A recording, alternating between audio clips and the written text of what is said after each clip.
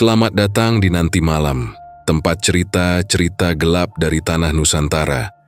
Disulut lagi seperti bara yang tidak pernah padam. Tempat di mana janji leluhur, pesugihan yang salah langkah, dan ilmu hitam yang diwariskan turun-temurun masih meneteskan bayangan ke hidup orang-orang hari ini. Di sini tiap kisah tidak sekadar jadi cerita. Mereka adalah jejak yang pernah meninggalkan luka dan pertanda. Bagi yang berani mendengarkan sampai akhir. Malam ini kita masuk ke salah satu warisan paling kelam dari Pulau Madura. Sebuah ilmu yang katanya lahir dari ambisi seseorang yang ingin dihormati, ingin panjang umur, dan ingin memegang kuasa tanpa batas.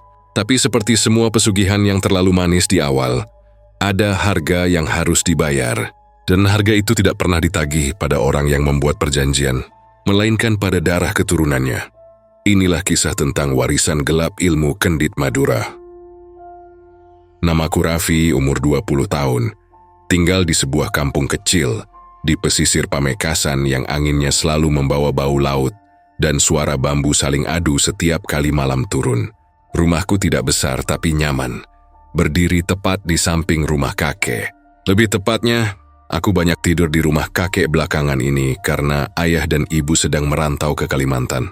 Jadi sebagian besar hari-hariku hanya diisi suara angin, suara ombak jauh yang terdengar seperti tarikan napas panjang bumi, dan suara kakek yang selalu membaca wirid pelan menjelang Isya. Hidupku biasa saja. Tidak ada hal yang aneh sebelumnya. Tidak ada firasat buruk. Sampai suatu malam aku mendengar sesuatu dari dapur rumah kakek.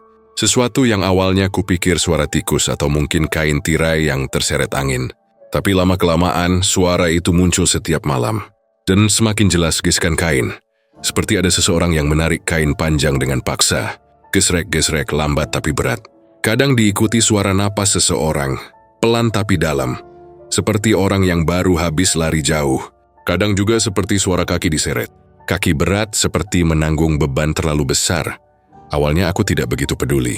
Kakek tinggal sendirian. Jadi mungkin beliau sering bangun malam untuk mengambil air atau menyalakan lampu. Tapi suatu malam ketika aku menanyakan hal itu sambil bercanda, wajah kakek langsung berubah. Nada suaranya datar, pendek, dan dingin seperti angin pesisir yang datang tanpa salam. Sudah, jangan tanya apa-apa. Kamu bentar lagi 21. Aku berhenti tertawa waktu itu.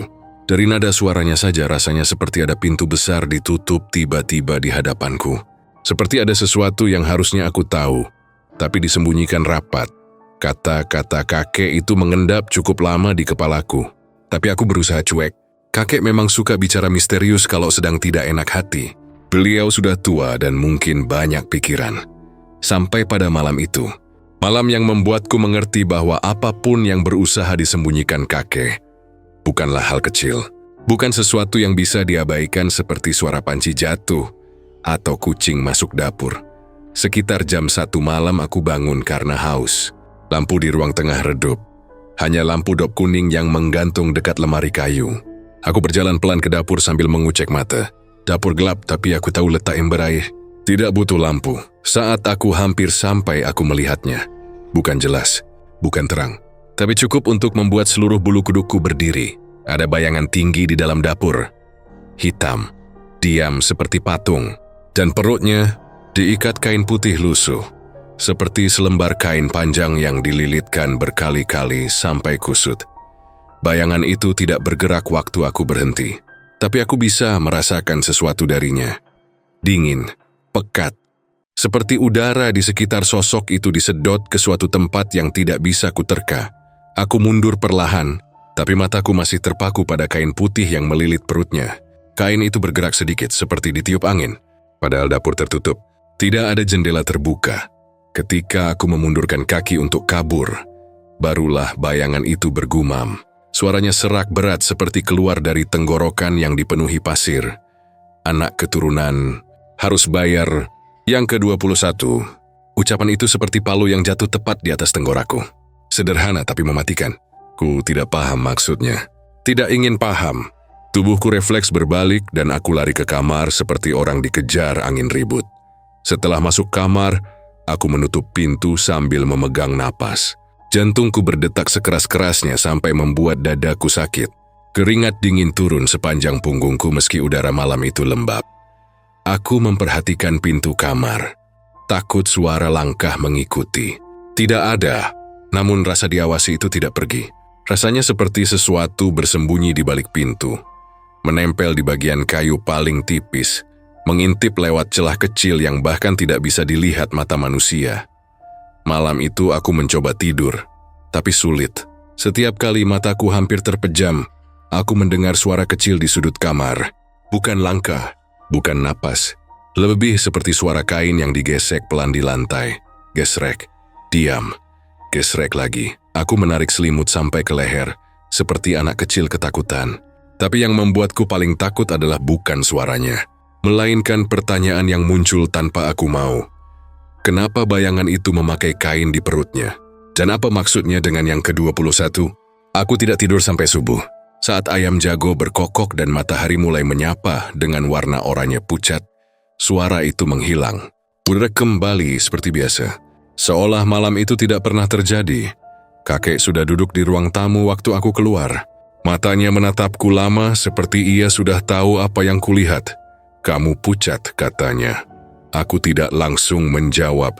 Lidahku kering. Tapi kakek tetap menatapku diam-diam, seolah menunggu aku bercerita sendiri.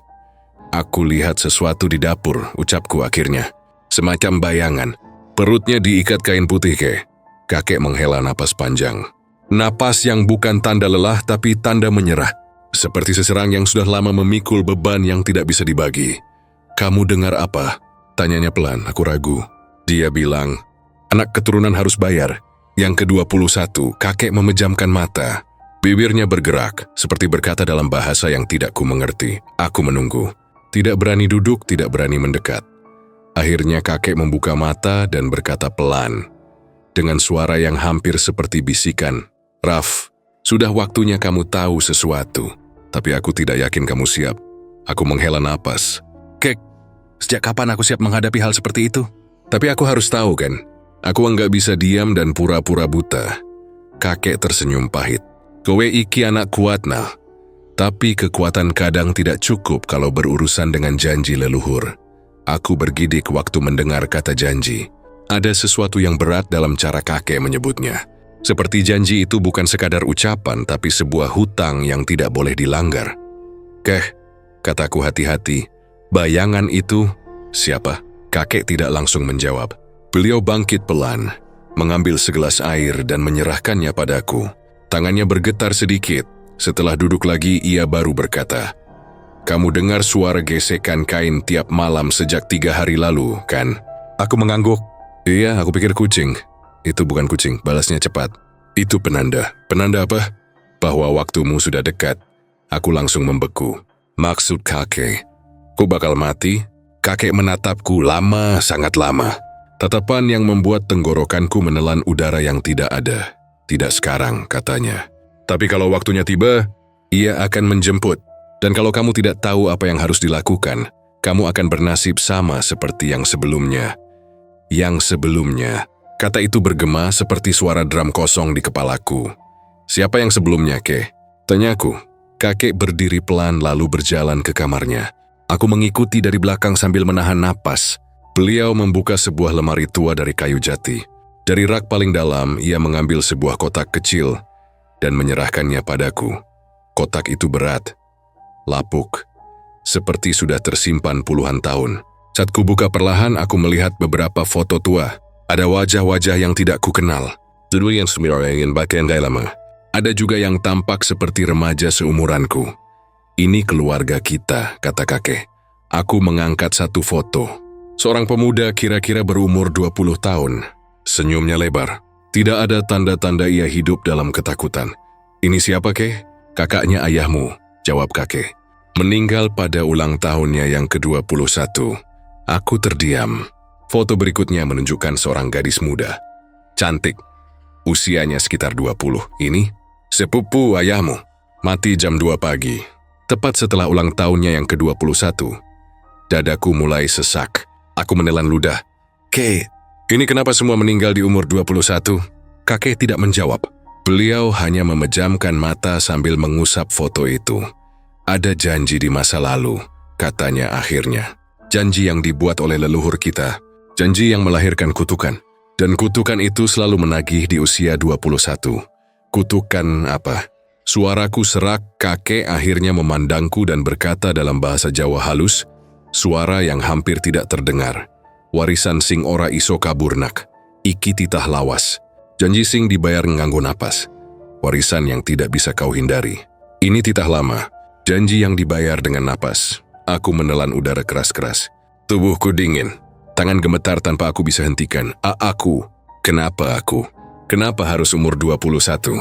Kakek memegang bahuku pelan seperti takut aku pecah. Karena kamu keturunan ke-21. Dalam garis ini, sekujur tubuhku seperti tenggelam.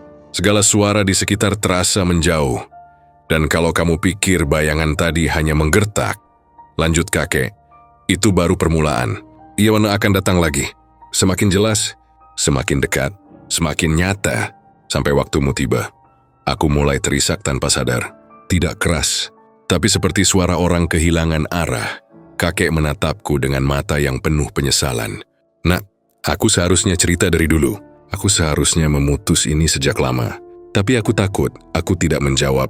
Tidak tahu apa yang harus kukatakan sampai tiba-tiba terdengar suara dari dapur, gesrek-gesrek suara kain ditarik. Pelan tapi jelas, suara yang sama seperti malam sebelumnya. Aku dan kakek saling memandang. Tanpa bicara, mata kakek membesar.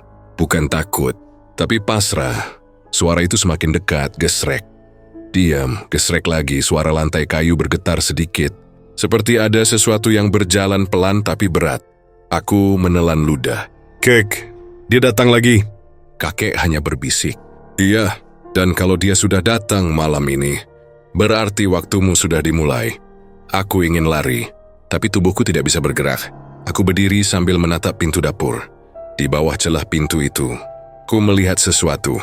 Kain putih kusut muncul sedikit, seperti seseorang berdiri tepat di balik pintu, menunggu. Setiap napas yang kuambil terasa menimbulkan suara paling keras di dunia. Jantungku berdebar, sampai telingaku berdenging. Kakek memegang lenganku dan berbisik sangat pelan, hampir tak terdengar.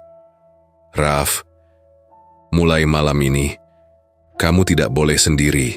Dan suara kain itu berhenti tepat di depan pintu. Seolah sosok di baliknya mendengarkan, menunggu momen berikutnya. Dan disitulah aku sadar, malam itu hanyalah permulaan dari sesuatu yang jauh lebih gelap daripada bayangan di dapur. Sesuatu yang seolah sudah mengikuti keluargaku puluhan tahun. Dan sekarang, gantian aku. Aku duduk berhadapan dengan kakek di ruang tamu yang lampunya redup. Hanya ada satu bohlam kecil warna kuning yang tergantung di atas kami. Suaranya menggantung seperti dengungan serangga yang tersesat. Dinding rumah, yang biasanya terasa hangat malah jadi seperti merapat ke arahku. Memberi tekanan yang tidak terlihat. Di hadapanku, kakek Maksan duduk dengan tubuh sedikit membungkuk. Kedua tangannya menempel di lutut. Jari-jarinya gemetar seperti orang yang baru selesai berlari atau keluar dari mimpi buruk. Atau mungkin memang begitu kenyataannya. Beliau baru saja dipaksa menghadapi sesuatu yang ingin selalu ia lupakan. Aku akhirnya memaksa kakek cerita. Setelah lama diam, beliau menghela napas panjang. Napas yang seperti menurunkan beban yang sudah ia pikul sejak muda. Ada suara lirih di balik helaan itu, seperti nada orang menyerah. Seolah sejak lama ia berharap hari ini tidak pernah tiba. Leluhur kita dulu Moang Tamsi pakai ilmu kendit, katanya pelan. Aku menunggu. Tidak berkedip. Kata kendit saja sudah membuat bulu kudukku naik karena mirip kain putih yang kulihat melilit perut bayangan tadi malam. Seakan ada hubungan yang sejak lama disembunyikan dari seluruh keluarga. Kain putih yang diikatkan di perut, lanjut kakek. Kain itu bukan sembarang kain, isinya janji, permintaan, dan balasan. Balasan apa, kek? Tanyaku. Meski sebenarnya aku takut mendengar jawabannya. Kakek menatap lantai dulu sebelum akhirnya menatapku. Tatapannya kosong tapi dalam, seperti ada sumur gelap di balik matanya.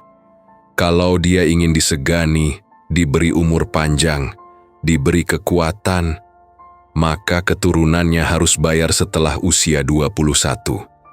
Aku mengerutkan dahi, mencoba menangkap maksudnya. Tapi karena tegang, aku malah tertawa kecil. Bukan karena lucu, tapi karena otakku tidak siap menerima sesuatu yang terlalu gelap.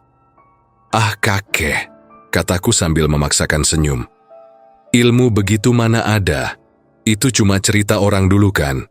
Aku berharap kakek ikut tertawa, atau setidaknya memberi tanda bahwa semua ini hanya lampu padam dan kepala pusing. Tapi tidak, kakek tidak bergerak. Hanya menatapku dengan mata tua yang seperti sudah melihat lebih banyak hal buruk daripada yang bisa ditanggung manusia. Tatapannya tajam, tapi bukan marah. Lebih seperti seseorang yang sudah tahu aku bakal menyesal berkata begitu. "Aku serius, Raf," katanya dengan suara rendah namun tegas. "Pamanmu, sepupu-sepupumu, semuanya mati di usia 21. Kamu pikir kecelakaan mereka kebetulan?" Perutku langsung terasa ditarik ke bawah. Dinginnya seperti menempel ke tulang. Ku tidak menjawab, karena fakta itu memang benar. Sejak kecil aku sering mendengar cerita bahwa saudara-saudara ayah banyak yang meninggal muda. Ada yang jatuh dari pohon kelapa, ada yang tenggelam di laut, ada yang kecelakaan motor. Tapi aku tidak pernah menghubungkan semua itu. Tidak pernah menghitung umur mereka. Ternyata hampir semuanya mati di umur 21. Dan ketika ku sadari itu, tubuhku langsung gemetar. Kakek melihat perubahan wajahku. Ia mengangguk pelan, seperti menjawab pertanyaan yang belum keluar dari mulutku. "Ilmu kendit itu bukan sekadar pesugihan," kata kakek. "Bukan semacam minta rezeki lalu bayar tumbal. Bukan, ini lebih tua dari itu. Ilmu ini janji, sumpah, begitu ditanda tangan dengan darah. Garis keluarganya tidak bisa lepas. Aku merasa ruangan ini makin sempit, seperti udara menolak masuk ke paru-paru. Keringat mulai muncul di tangan dan belakang leherku. Aku memegang lengan kursi untuk memastikan aku masih sadar. "Kakek," suaraku pecah. "Terus, kenapa kita baru tahu sekarang?" Kakek mengusap wajahnya pelan. "Karena tidak semua keluarga tahu. Dulu Moang Tamsi cuma bilang, kalau keturunan laki-laki harus hati-hati setelah umur 21. Tapi tidak dijelaskan kenapa. Orang-orang pikir itu cuma peringatan biasa." Ia melanjutkan dengan suara serak, "Sampai anak pertamanya mati, terus anak kedua, terus cucunya. Dan mulai saat itu keluarga mulai sadar. Ini bukan kebetulan, tapi sudah terlambat." Aku menelan ludah. Tenggorokanku terasa perih. Berarti, garis kutukannya dari Moang Tamsi sampai ke aku. Tanyaku pelan. Kakek mengangguk. "Keturunan laki-laki di garis ini, termasuk kamu." Aku memejamkan mata, rasanya seperti baru saja dilempar ke jurang gelap. Terus, "Apa benar itu bayangan tadi malam? Yang pakai kain putih di perut? Itu yang menagih?" Tanyaku sambil terbata. Kakek menatapku lama. Lalu ia menjawab dengan suara hampir berbisik. "Iya, itu penagih janji." Darahku langsung dingin. Tapi kakek belum selesai. Ia mencondongkan badan ke depan. "Dan sekarang giliranmu." Kalimat itu memukul tepat di ulu hatiku. Seolah seseorang menarik napas panjang jauh di dalam dadaku lalu memadamkannya. Aku menatap kakek, berharap ia akan mengatakan itu hanya ancaman kosong. Tapi wajahnya tidak berubah. "Giliranku apa, kek?" Suaraku gemetar. Kakek menutup mata. "Bayar." Aku berdiri tanpa sadar, kursi bergeser mengeluarkan suara keras. "Apa maksudnya bayar? Aku harus mati? Cuma karena janji orang dulu?" Kakek memukul meja dengan tangan kuat. Suaranya mengagetkanku. Matanya berkaca-kaca, tapi bukan karena takut. Karena marah. Mungkin marah kepada dirinya sendiri. "Kalau kamu pikir aku mau, kalau kamu pikir aku rela," katanya, "kowe iki cucuku siji-siji. Aku ora pengen kowe ngalami nasib sing podo karo sedulurmu." Nadanya pecah, bahasa Jawanya keluar tanpa ia sadar. Dan justru itu yang membuatku makin takut. Karena kakek hanya pakai bahasa itu kalau sudah sangat terpukul.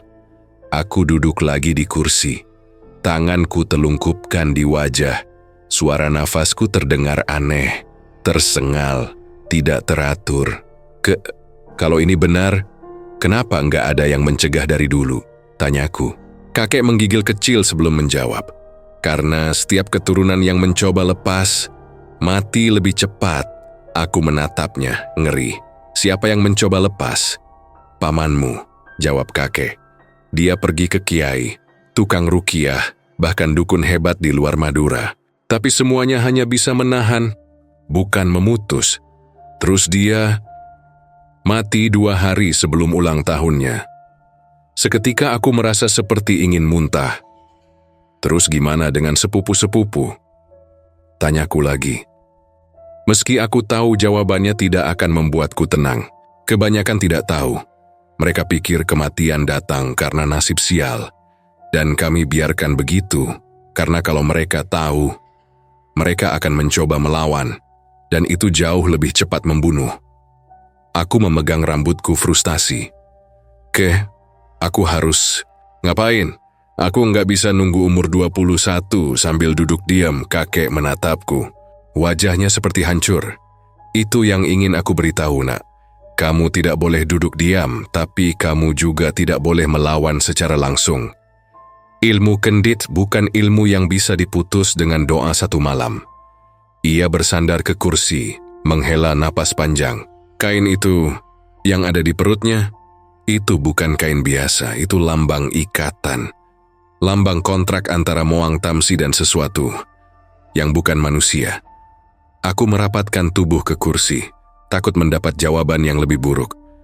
Sesuatu apa, Kek? Kakek menatap ke jendela yang gelap. Tidak ada orang yang tahu bentuk aslinya. Orang dulu cuma menyebutnya pengikat usia, roh tua yang menghitung umur keturunan. Kalau sudah tiba waktunya, dia datang. Aku memejamkan mata. Air mata keluar sedikit meski aku tahan. Jadi, aku benar-benar bakal mati setelah umur 21. Kakek tidak menjawab. Diamnya itu justru jawabannya. Aku menggeleng cepat. Enggak, Kek, enggak bisa. Masih ada cara. Pasti ada cara. Kakek mengusap wajahnya. Ada, tapi berbahaya. Bahaya gimana? Bahaya sampai bisa membuatmu hilang akal atau mati lebih cepat. Aku menatapnya dengan marah yang bercampur putus asa. Kek, aku enggak peduli. Hidup dengan nunggu mati itu jauh lebih gila. Kakek menatapku dalam-dalam, lalu berdiri. Ia berjalan pelan ke kamarnya lagi. Aku mengikutinya tanpa diminta. Di dalam kamar, ia membuka laci paling bawah. Dari situ, ia mengambil sebuah gulungan kain kecil. Kain itu warnanya putih kusam, tapi berbeda dari kain biasa. Teksturnya aneh, seperti tipis tapi kuat, dan seolah ada hawa dingin keluar dari permukaannya. Aku merinding. Itu apa? Kain kendit, jawab kakek. Ini yang dipakai Moang Tamsi dulu. Aku mundur setengah langkah. Kenapa masih ada di sini? Karena leluhur kita menyimpannya setelah Moang Tamsi meninggal. Mereka pikir kalau disimpan, kutukannya berhenti. Mereka salah. Kakek membuka gulungan itu sedikit, dan aku melihat noda merah tua di sudutnya. Bukan seperti tinta, bukan cat. Lebih seperti noda darah yang sudah kering selama puluhan tahun. Ini kain pertama yang melilit perut bayangan itu, katanya. Noda itu, tanyaku meski aku sudah menebak. Darah Moang Tamsi sendiri. Tanda ia menulis janji dengan hidupnya. Aku menegang. Terus, apa hubungannya kain ini sama aku? Kakek menggulung kembali kain itu dengan cepat, seolah takut kain itu mendengar. Hubungannya besar. Kalau kamu mau selamat, kamu harus tahu caranya memutus hubunganmu dengan kain kendit. Aku menatapnya dengan mata melebar. Gimana? Kakek menelan ludah, lalu berkata dalam bahasa Jawa halus sambil menatapku seperti seseorang yang akan mengatakan hal paling berat dalam hidupnya. Kamu kudu ngadepi roh iku langsung, nak. Nanging orang ngerti sopo sing bakal bali. Kamu harus menghadapi roh itu langsung. Tapi tidak ada yang tahu siapa yang akan kembali. Tubuhku langsung melemas, seperti darahku turun ke kaki. Itu berarti aku harus ketemu makhluk itu, kakek mengangguk. Iya. Aku menggeleng, takut tapi juga marah. Kek, itu gila. Lebih gila lagi kalau kamu diam. Dia akan datang bagaimanapun. Kamu mau menunggu atau kamu mau menentukan takdirmu sendiri? Aku tidak bisa menjawab. Tenggorokanku kering. Ruangan terasa sempit dan panas, tapi tubuhku dingin seperti disiram es. Suaraku patah. Kalau aku ketemu dia, apa aku mati? Belum tentu, jawab kakek. Tapi satu hal pasti, setelah kamu bertemu dan tahu rahasianya, kamu tidak akan sama lagi. Aku memejamkan mata. Air mata menetes tanpa bisa kutahan. Apapun ini, sudah tidak bisa kuhindari. Kakek lalu duduk kembali dan berkata dengan suara yang lebih pelan, lebih hancur. Raf, kamu cucu pertama yang berani nanya, yang lainnya lari, dan aku biarkan. Tapi kamu datang ke aku sendiri. Kamu mau dengar, itu berarti kamu memang harus tahu. Aku menatap kakek. Kek, aku takut. Kakek memegang bahuku dengan kuat. Aku juga takut, nah. Tapi rasa takutmu itu tanda kamu masih hidup. Wong sing ora wedi iku wong sing ora duwe harapan. Orang yang tidak takut adalah orang yang sudah tidak punya harapan. Aku menyeka air mata. Terus, kapan aku harus ketemu makhluk itu? Kakek menghela napas dalam. Dia yang akan menentukan waktunya. Tapi biasanya, setelah tanda pertama muncul, dia akan datang 3 kali. Tanda pertama, yang mana? Bayangan di dapur. Aku membeku, berarti tinggal 2 kali lagi. Kakek mengangguk pelan. Dan saat itu seperti menjawab perkataan kakek, angin tiba-tiba mati. Tidak ada suara jangkrik. Tidak ada suara bambu saling ketuk. Rumah ini mendadak sunyi seperti makam. Kakek dan aku menoleh bersamaan ke arah pintu dapur. Ada suara. Pelan. Tapi jelas. Gesrek. Suara kain ditarik. Aku memucat. Kek. Kakek memegang lengan bajuku dan berbisik. Dia datang lagi. Suara langkah berat menyusuri lantai, lalu berhenti tepat di balik pintu kamar kakek. Aku tidak berani bergerak, tidak berani bernapas. Dan dari balik pintu itu, terdengar bisikan serak. Yang kedua, kakek langsung memelukku sekuat tenaga. Roh itu masih di sana, menunggu. Dan aku tahu, waktuku hampir habis. Sejak garis merah itu muncul di perutku, hidupku seperti berubah pelan tapi pasti. Ada semacam udara berat yang terus menempel di tubuhku, seperti bayangan yang malas pergi. Aku masih ingat betul pagi pertama aku melihat garis itu, tipis seperti digores benang panas mengelilingi perutku seperti cincin samar. Awalnya aku pikir itu cuma iritasi kulit, mungkin karena sabun atau gigitan serangga.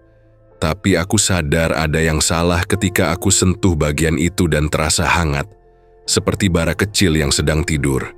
Hari itu aku berusaha bersikap normal, sarapan seperti biasa, meski rasanya semua makanan hambar.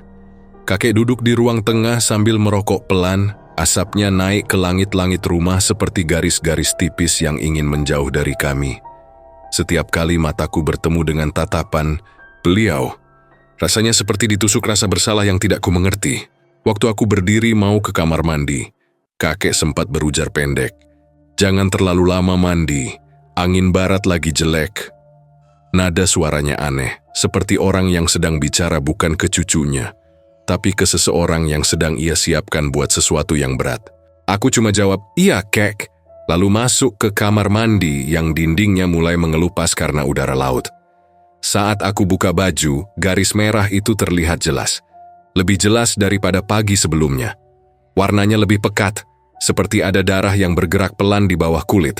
Aku sempat menahan napas karena jantungku berdegup lebih cepat. Seperti tubuhku sedang memberi tanda bahaya. Kuperhatikan pantulan tubuhku di cermin kecil yang sudah kusam. Garis merah itu benar-benar melingkar rapi, seolah dikerjakan dengan tangan yang ahli. Tidak ada bagian yang lebih tebal atau lebih tipis. Semuanya seragam. Seperti seseorang sengaja mengikat tali putih lalu menariknya dengan keras, sampai kulitku mengingat bentuknya. Garis apa ini sebenarnya? Gumamku sambil mengusapnya perlahan. Panasnya seperti menjalar ke jari.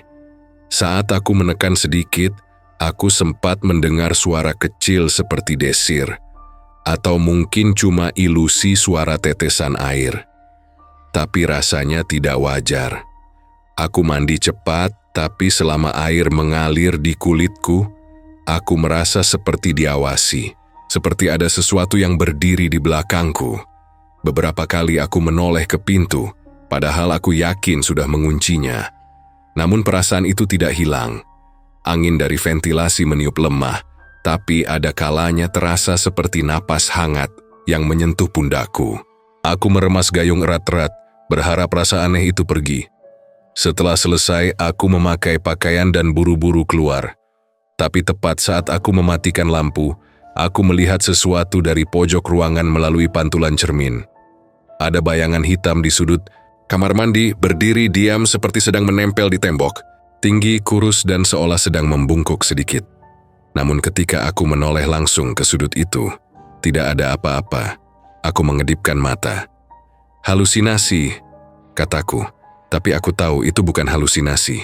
Bayangan itu jelas, terlalu jelas. Hari berjalan dengan aneh. Waktu aku kerja di warung kopi dekat pantai, tubuhku terus terasa berat. Teman-teman sempat komentar wajahku pucat.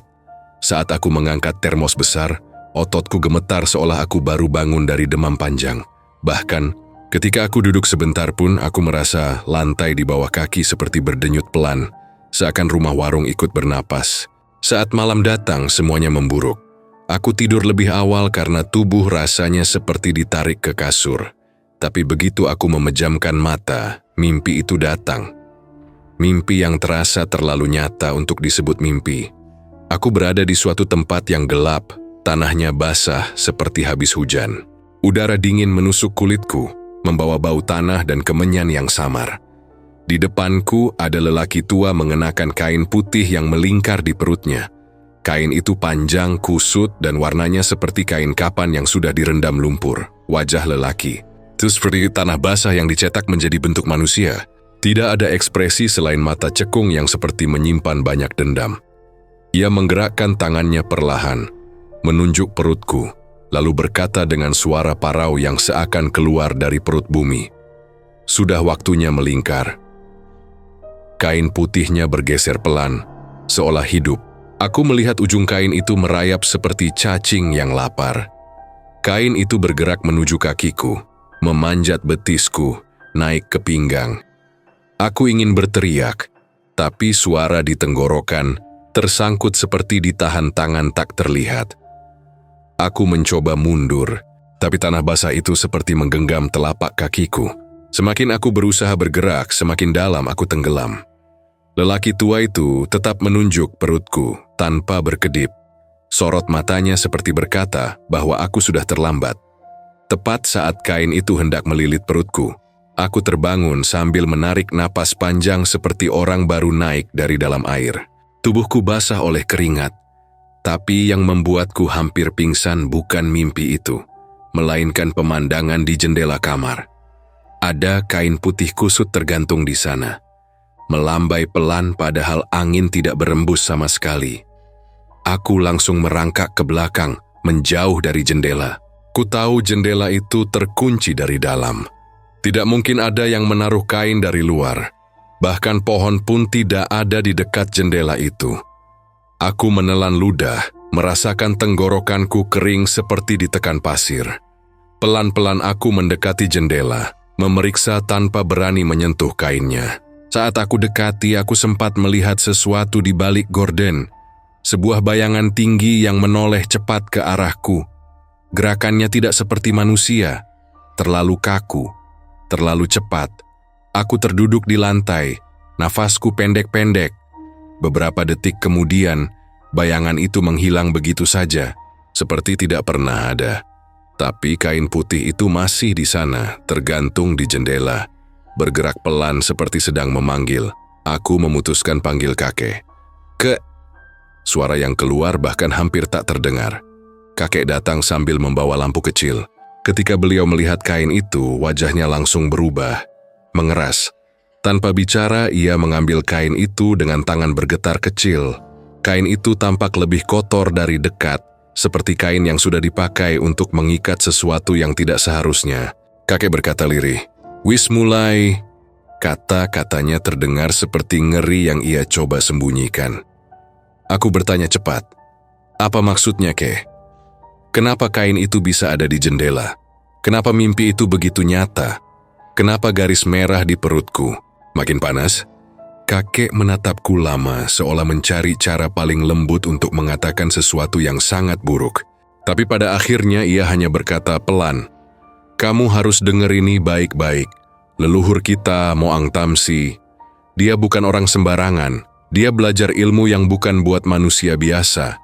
Ilmu itu mengikat perjanjian, dan setiap perjanjian harus dibayar." Aku menelan takutku, tapi bibirku tetap bertanya, "Dibayar pakai apa?" Kakek tidak menjawab. Ia hanya menunjuk perutku yang masih terasa panas berdenyut. Malam itu aku hampir tidak bisa tidur. Bukan hanya karena mimpi itu, tapi karena suara-suara yang datang setelahnya. Suara gesekan kain dari dapur. Suara langkah kaki yang berjalan perlahan di halaman. Bahkan suara bisikan yang muncul di sudut kamar, seperti seseorang yang memanggil namaku dengan suara serak. "Raffi, balik sini." Setiap kali aku membuka mata, kamar tampak normal. Tapi setiap kali aku memejamkan mata, suara itu kembali muncul.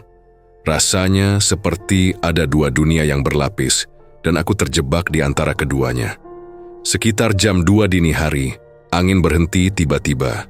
Udara jadi tebal seperti kabut yang mengendap. Aku bisa mendengar detak jantungku sendiri. Dan di tengah keheningan itu, aku mendengar bunyi yang paling membuat bulu kuduku naik. Bunyi kain diseret di lantai, tepat di depan pintu kamarku. Seret, seret, seret. Aku menatap pintu itu sambil menahan napas. Dengan sangat pelan, gagang pintu bergerak turun naik, seperti ada seseorang yang menekan dari luar. Aku hampir berteriak memanggil kakek, tapi suara itu berhenti tiba-tiba. Digantikan oleh suara yang jauh lebih menakutkan, suara napas. Dari bawah ranjangku pelan berat, seperti orang yang sudah lama tidak bernapas dengan normal. Aku tidak bergerak, bahkan aku hampir tidak berani berkedip. Seluruh tubuhku kaku seperti kayu. Lalu dari bawah ranjang, aku mendengar suara lirih, serak namun jelas. Melingkar. Sudah waktunya melingkar. Aku refleks melompat dari ranjang dan menyalakan lampu. Tidak ada apa-apa, tidak ada siapa-siapa. Tapi hawa dingin itu tetap ada, seperti tangan tak terlihat menempel di tulangku. Aku berdiri lama, mencoba bernapas normal. Lantai kamar dingin seperti batu yang disiram air sumur. Su melihat keluar jendela, berharap tidak ada lagi kain putih itu.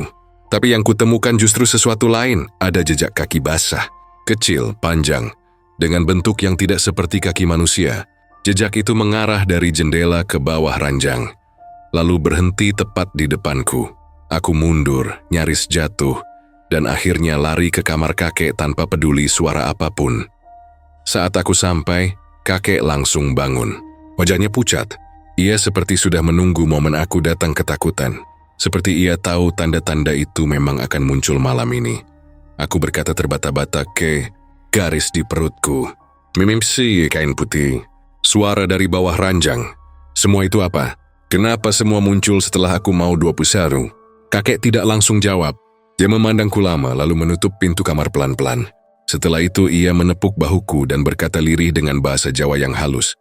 Seperti doa yang diselipkan dalam ketakutan. "Nak, sing kudu kowe ngerti. Iki dudu cobaan biasa. Iki tandhayen perjanjiannya wes teka. Wes wayahe, garis itu bakal nutup lingkarannya." Aku gemetar. "Lingkaran buat apa?" Kakek memejamkan mata. "Buat nutup umur." Aku terdiam. Kata itu masuk ke telingaku perlahan, tapi mengendap seperti batu besar di dada. Aku tidak tahu apakah aku harus marah, takut, atau menangis. Yang jelas, malam itu aku sadar bahwa garis merah di perutku bukan tanda sembarangan. Bukan juga penyakit atau efek mimpi buruk. Itu adalah awal dari sesuatu yang sangat tua. Sesuatu yang sudah menunggu bertahun-tahun. Sesuatu yang ingin menagih perjanjian yang bukan aku buat, tapi aku harus bayar. Dan mulai malam itu, rasanya tidak ada tempat aman. Tidak kamar, tidak rumah kakek, tidak bahkan dalam mimpiku sendiri. Karena setiap kali aku pejamkan mata, aku melihat kain yang melingkar. Sudah setiap kali aku buka mata, aku merasa ada yang berdiri di belakangku, menunggu, menghitung, melingkar. Sejak malam itu rasa takut seperti jadi teman serumah. Aku bergerak kemanapun selalu merasa ada yang mengikuti. Seperti bayangan yang terlalu dekat menempel di punggung. Kakek menyarankan aku jangan pergi jauh, tapi aku tidak bisa cuma diam di rumah. Setiap kali aku ada di dalam kamar, seolah dinding ikut bernafas dan menghembuskan aroma tanah basah. Tidur pun terasa seperti undangan buat sesuatu untuk mendekat. Akhirnya aku memutuskan mencari jawaban. Tidak peduli apa yang harus kuhadapi, karena semakin dekat hari ulang tahunku, garis merah di perutku semakin tebal. Rasanya seperti tali panas yang ditarik dari dalam kulit, dan tiap malam terasa makin ketat. Aku ingat seorang dukun tua yang sering disebut orang-orang kampung.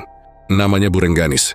Beliau tinggal di ujung kampung, dekat ladang kosong yang jarang dilalui orang setelah maghrib.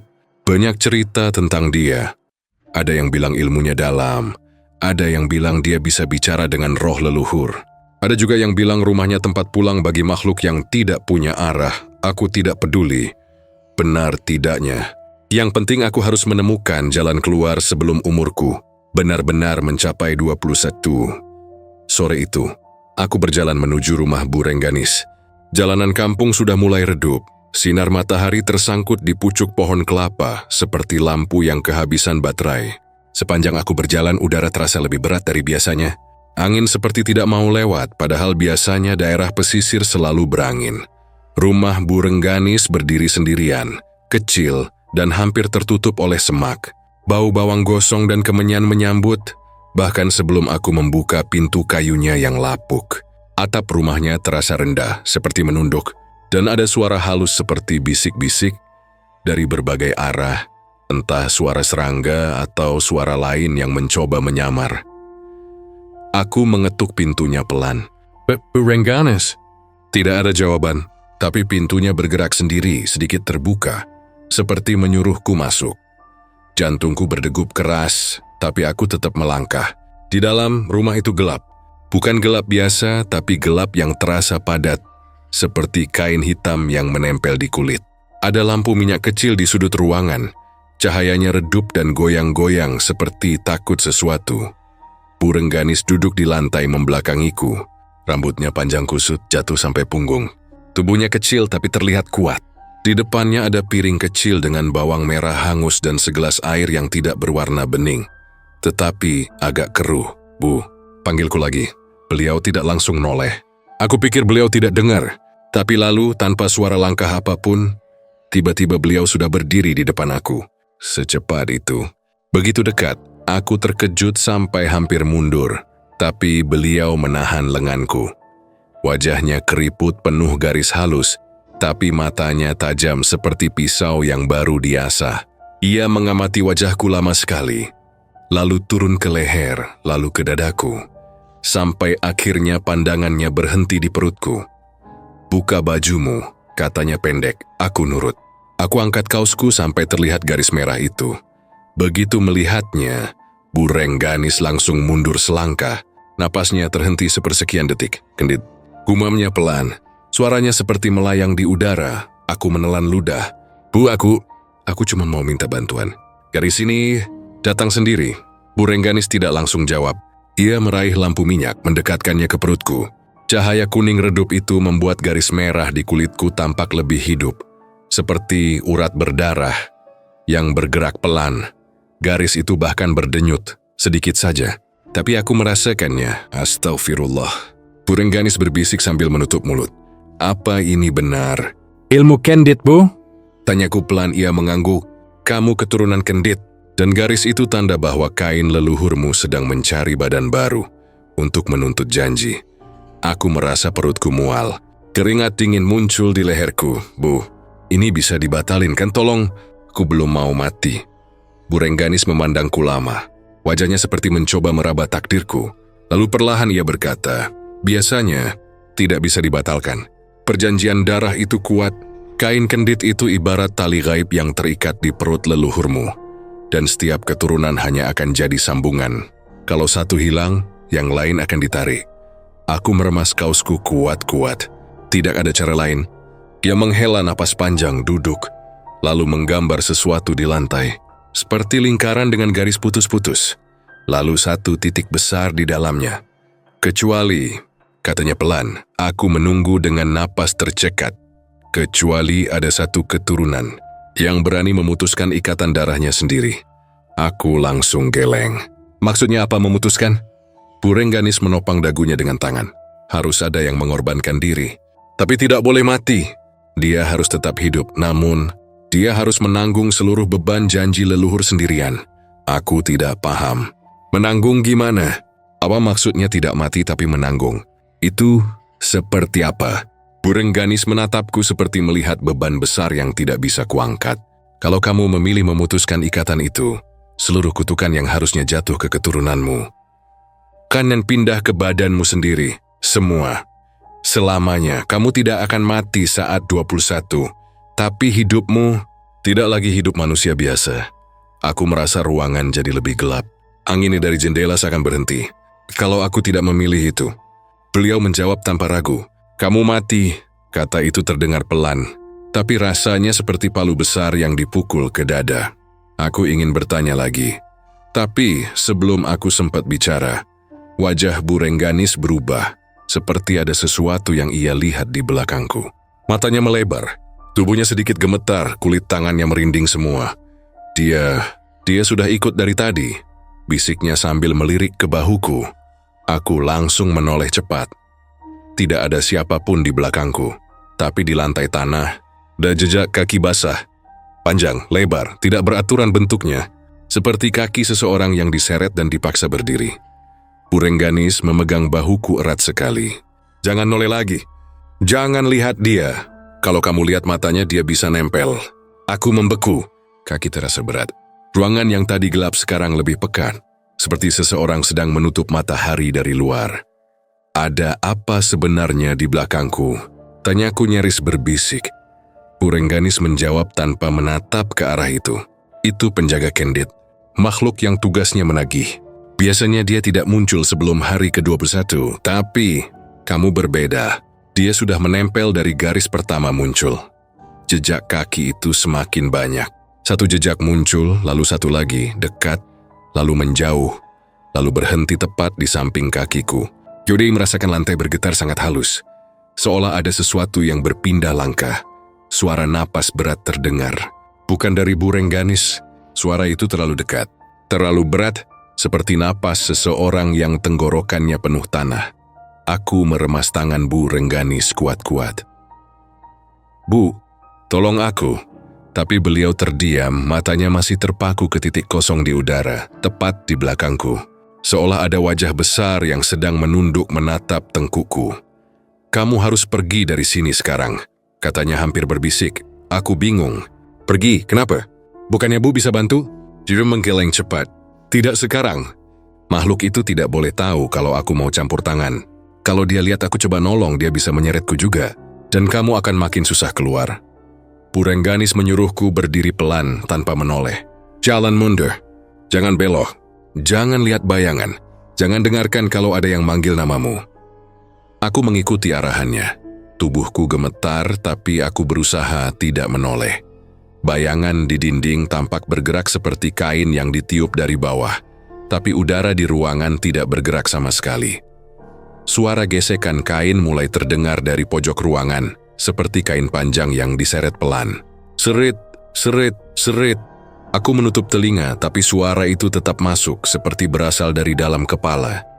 Ketika aku tiba di pintu, Bu Rengganis berbisik, Raffi, kowe kudu eling, nek atimu kendor, kowe kalah. Nada Jawa halus itu membuatku merinding, bukan karena seram, tapi karena rasanya seperti pesan terakhir sebelum perang. Aku melangkah keluar. Begitu kakiku menginjak tanah luar rumah Bu Rengganis, angin langsung bertiup kencang, membawa bau laut dan debu. Jejak kaki basah yang tadi ada di lantai rumah ikut menghilang perlahan, seolah makhluk itu tidak bisa keluar dari batas tertentu. Namun ketika aku menoleh ke jendela rumahnya, Bu Rengganis sedang menutup tirai dengan gerakan cepat.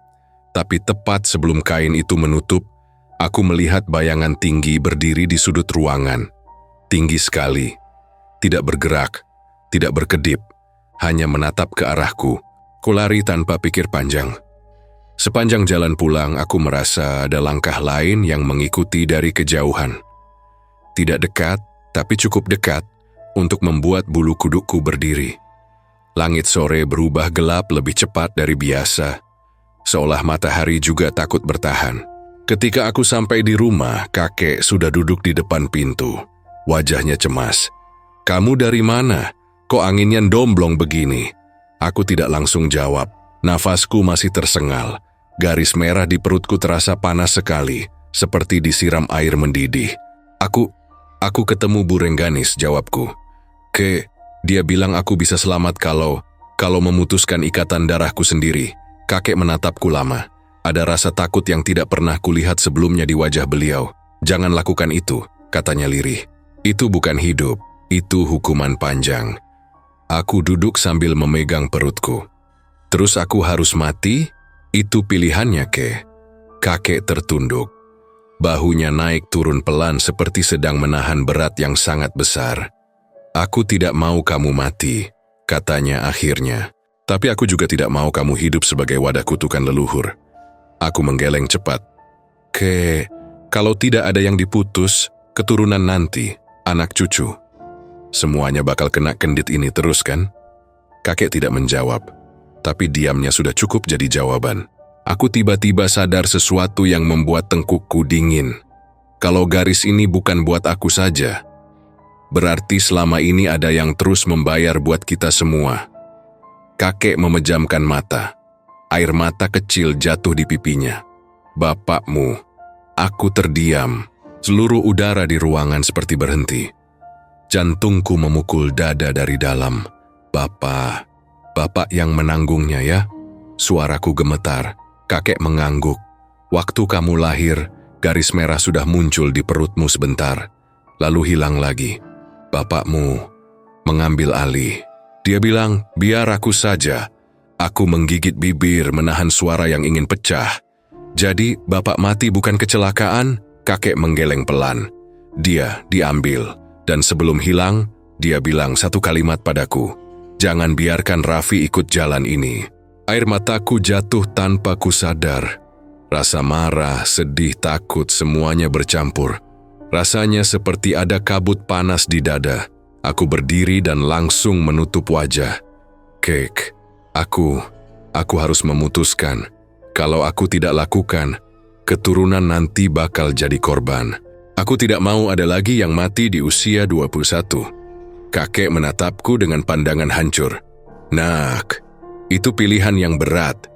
Nek kowe salah langkah, nyawamu bakal jadi rumah buat sesuatu yang tidak keton." Aku mengusap wajahku. Tapi aku juga tidak mau mati begitu saja. Sebelum kakek sempat bicara lagi, pintu belakang berderit pelan. Kami berdua menoleh. Di lantai dekat pintu, ada jejak kaki basah, baru, segar, dan mengarah masuk ke dalam rumah. Aku memegang perutku yang tiba-tiba terasa sangat panas, seperti sedang ditarik dari dalam. Sebuah suara lirih muncul, tidak dari pintu, tidak dari luar, tapi dari balik dinding rumah. Suara serak, dalam dan familiar. Melingkar, tinggal sedikit lagi. Aku mundur, tapi garis merah di perutku tiba-tiba berdenyut kuat, seperti ada tali yang menarikku. Kakek langsung memelukku dari belakang, menahan tubuhku agar tidak terdorong maju. "Raffi, lawan. Nek kowe kelepas, dia bakal nutup lingkaran." Aku ingin melawan, tapi seluruh tubuhku gemetar hebat. Rasanya ada sesuatu yang menarik jiwaku, bukan tubuhku. Suara itu makin kuat. "Waktumu dekat." Aku menutup mata, berteriak dalam hati, memaksa tubuhku tetap bertahan.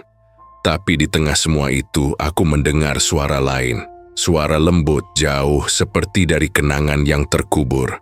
"Nak, jangan takut." Itu suara ayahku. Dan ketika aku membuka mata, dinding rumah di depan kami mulai berubah. menjadi kain putih yang berkibar pelan, kain yang sama seperti di mimpiku, kain kendit. Dan aku tahu, aku tidak punya waktu lama lagi sebelum lingkaran itu menutup sepenuhnya. Malam itu seperti menelan semua suara. Udara terasa padat, seperti asap yang tidak kelihatan, tapi menggantung di tenggorokan. Aku duduk di tepi kasur dengan kepala masih berat, sisa dari mimpi buruk yang rasanya terlalu nyata untuk disebut mimpi. Nafasku naik turun tidak teratur, seperti jantungku baru saja dikejar sesuatu yang tak punya bentuk. Kakek duduk di sebelahku, tubuhnya sedikit bungkuk, tangannya gemetar saat memegang lututnya, dan aku baru sadar kalau mata tuanya itu berair. Bukan menangis, tapi seperti seseorang yang pasrah pada badai yang sudah lama ditunggu. Entah dengan takut, entah dengan penyesalan. Kamu harus pergi dari rumah ini, nak, ulang kakek. Suaranya pelan tapi tegas. Jangan tunggu sampai jamnya lewat. Aku menatap wajahnya yang keriput. Tapi kalau aku pergi, dia tetap ikut, ke. Kakek mengangguk lemah. Iya, memang. Aku merasa ada sesuatu yang runtuh di dalam diriku. Rumah ini kecil, tua, tapi penuh kenangan. Di pojokan ada lemari kayu yang pernah kupakai sembunyi waktu kecil. Di dinding ada foto ayah dan paman-pamanku yang meninggal satu persatu. Hidup kami selalu terasa biasa saja, tapi ternyata ada bayangan panjang dari masa lalu yang selama ini cuma diam, menunggu generasi berikutnya. Dan kini, bayangan itu menungguku. Kain kendit, janji leluhur, umur 21. Semua itu seperti teka-teki yang tidak mau selesai. Di luar, keheningan semakin pekat. Bahkan suara motor dari jalan raya yang biasanya kedengaran samar pun hilang. Aku sempat berpikir mungkin aku kehilangan pendengaran. Tapi kemudian kusadari ada satu suara lain. Suara yang sangat pelan. Suara tarikan napas. Dalam. Berat. Seperti seseorang yang baru saja bangkit dari tidur panjang. Aku refleks menatap jendela. Tirai tipis itu bergoyang pelan, padahal tidak ada angin sama sekali. Sumpah, aku bisa merasakan bulu kuduku naik sedikit demi sedikit. Sama seperti malam-malam sebelumnya, tapi kali ini ada sesuatu yang lebih dekat, lebih padat, lebih sadar. Kek, bisikku tanpa sadar. Dia di luar? Kakek tidak menjawab. Tapi cara beliau mendekap tanganku, erat. Seolah ingin menahan sesuatu agar tidak menerkamku. Itu sudah cukup jadi jawaban. Aku menelan ludah. Tenggorokanku kering. Aku takut, gumamku. Kakek mengusap punggungku. Raffi, ndang eling. Apapun yang kamu lihat nanti, jangan berhenti bergerak. Jangan berhenti berpikir kamu punya pilihan. Kutukan ini memang berat, tapi bukan berarti kamu tidak bisa melawannya. Aku menarik napas panjang, lalu berdiri. Kalau aku harus pergi, aku harus kemana? Kakek memejamkan mata sejenak. Pergi ke tempat Bu Rengganis lagi. Dia sudah siap menolongmu, tapi dia tidak bisa datang ke sini. Sosok itu akan memblokir semua jalan masuk. Aku ingin bertanya, siap menolong bagaimana? Tapi suara di luar jendela memotong pikiranku. Ada gesekan, pelan, seperti kain diseret di tanah. Lalu ada ketukan kecil ke kaca. 1 kali, 2 kali. Tidak keras tapi cukup untuk membuat tulang belakangku dingin. Tok, tok, tok. Aku tidak berani mendekat. Kakek berdiri dengan susah payah, menahan tubuhnya di tongkat kayu. Raffi, jangan lihat jendelanya. Tapi aku sudah melihat bayangan di balik tirai. Siluet hitam, tinggi, tidak proporsional. Dengan bagian perut yang tampak menggembung aneh. Lalu aku melihat sedikit dari kain putih kusut itu, seperti melingkari perutnya, kain kendit. Kakek memegang pundakku, hampir seperti mencengkeram. Jangan lihat. Aku langsung menutup mata. Nafasku tercekat. Dari balik tirai terdengar gumaman lirih, suara pecah seperti dari tenggorokan yang penuh tanah. Sudah waktunya. Anak ke-21. Harus. Lunas. Aku merasa jantungku turun sampai kaki. Keringat dingin mulai mengalir dari tengkuk hingga punggung. Pikiranku kosong, tapi tubuhku terasa siap lari kapan saja. Lalu suara itu berhenti. Hening lagi. Terlalu hening. Kakek menghela napas panjang. Dia belum bisa masuk, Tapi kalau jamnya lewat, dia tidak perlu pintu. Aku menelan perasaanku yang campur aduk lalu meraih jaketku. "Kek, ikut aku," kakek menggeleng. "Aku tidak bisa, nak." "Kenapa?" "Nanti kalau dia masuk, justru kalau aku ikut, dia makin cepat menemukanmu. Ikatan itu warisan dari generasi ke generasi. Aku sudah menanggungnya seumur hidup. Sekarang bagianmu untuk memilih." Aku terdiam. Dalam beberapa detik itu, aku merasa seperti anak kecil lagi. Rapuh, tidak tahu apa-apa. Tapi ada juga bagian dalam diriku yang mendorong untuk bergerak, untuk mencari jalan, meski jalan itu mungkin gelap. "Kalau aku gagal?" tanyaku lirih. Kakek tersenyum kecil pahit. "Kamu tidak boleh gagal." Aku meraih tangannya dan menciumnya. "Doakan aku, Kek." Kakek mengangguk. "Mugo slamet le." Aku mendekati pintu depan dengan hati-hati. Kakek memberi isyarat agar aku menunggu. Beliau membuka pintu perlahan. Udara dingin langsung masuk, dingin yang menusuk, bukan kulkas, bukan angin. Ini dingin seperti dari liang bumi. Aku menatap halaman rumah. Gelap, sangat gelap. Lampu jalan yang biasanya menerangi pekarangan mati semua. Hanya cahaya bulan yang redup seperti malas bersinar. Di tanah, ada bekas tapak kaki basah, panjang, tidak teratur. Persis seperti yang kutemukan di rumah Bu Rengganis. Tapak itu mengarah keluar, lalu berhenti tepat di depan pintu rumah. Aku menarik napas panjang. "Lari," kata kakek pelan, "langsung ke arah timur. Jangan menoleh apapun yang terjadi." Aku mengangguk meskipun jantungku sudah berdetak seperti drum di dada. Kakek menepuk pundakku. "Pergi." Aku langsung berlari, udara malam langsung menghantam wajahku. Jalanan kampung sepi, hanya suara langkah kakiku yang terdengar. Tapi setelah beberapa detik aku dengar suara lain. Suara gesekan, suara langkah yang terseret. Pelan tapi pasti mengikutiku. Aku tidak berani menoleh. Kakek bilang jangan menoleh, jadi aku tidak boleh. Tapi suara itu, ya Tuhan, semakin dekat. Selain gesekan aku dengar napas itu lagi. Napas yang kasar. Seperti dari dada yang dipaksa hidup kembali setelah mati. Jalan menuju rumah Bu Rengganis melewati gang sempit. Pohon kelor menjulur dari pagar, membuat bayangan-bayangan aneh di tanah.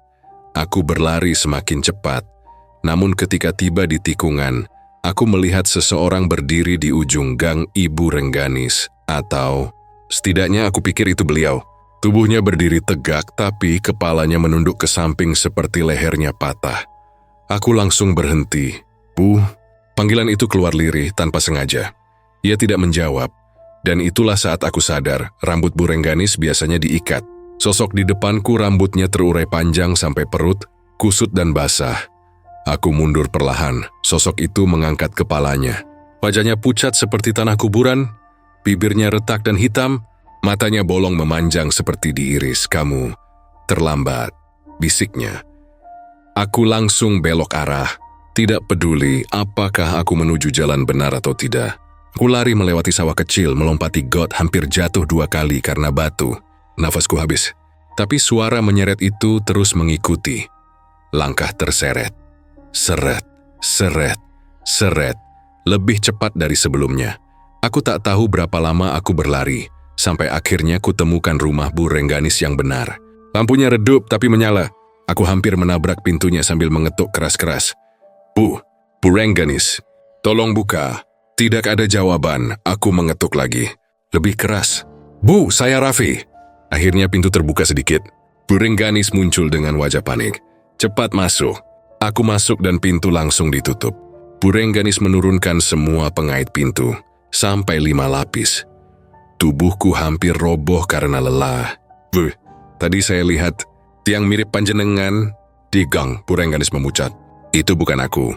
Dia bisa meniru siapa saja yang pernah kau temui, supaya kamu menoleh. Kalau kamu menoleh, kamu akan hilang." Aku merinding. Pikiranku kacau.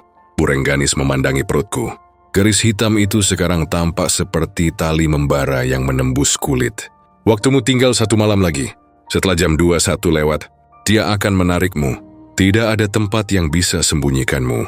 Aku duduk dan memegangi kepala. Aku harus bagaimana? Bu Rengganis menelan ludah, lalu berkata pelan, hampir seperti takut mendengar suaranya sendiri. Masih ada satu cara, tapi kamu tidak akan suka mendengarnya. Apa? Untuk memutus kendit, kamu harus menghadap langsung pada roh Mawang Tamsi. Aku tercengang. Loh, maksudnya saya mendatangi yang mau bunuh saya? Ya, Bu. Aku ini manusia, Bu. Aku matilah langsung. Bu Rengganis menggeleng. Tidak, kamu tidak boleh mati. Kamu harus bicara. Kamu harus mengembalikan janji yang dia buat.